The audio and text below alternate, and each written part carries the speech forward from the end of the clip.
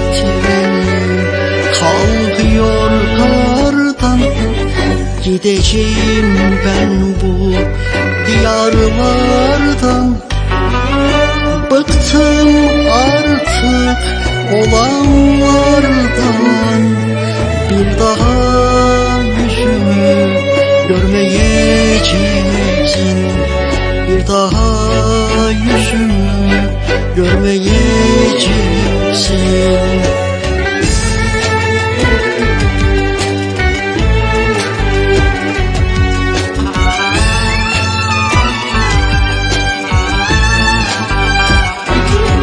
Elveda gülüm, elveda sana, elveda bütün yaşananlara.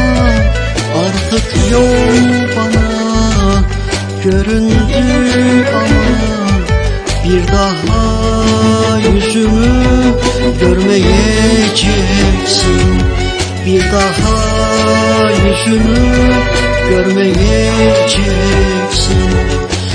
Haklı oldum, çıkacak bir gün, yaşlar dolu olacak gözün.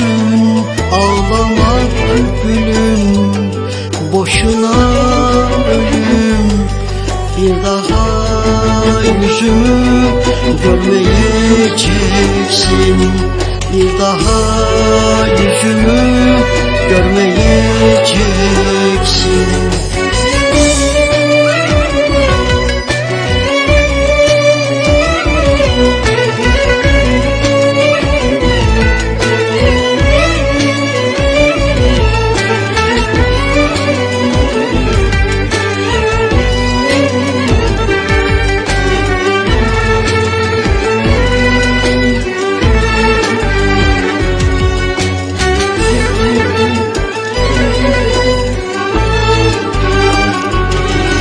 Vazgeç aşkım sen bu karardan, fayda vermez dön sen bu zarardan. Yalanla dolanla seni kandırdı, bir daha yüzümü görmeyeceksin. Bir daha yüzümü görmeyeceksin.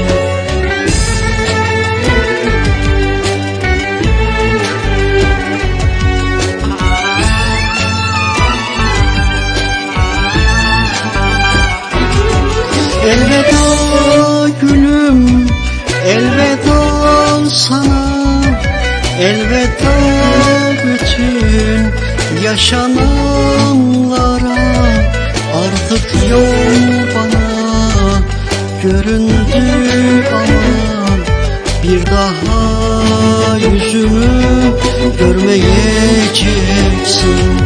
Bir daha yüzümü görmeyeceksin.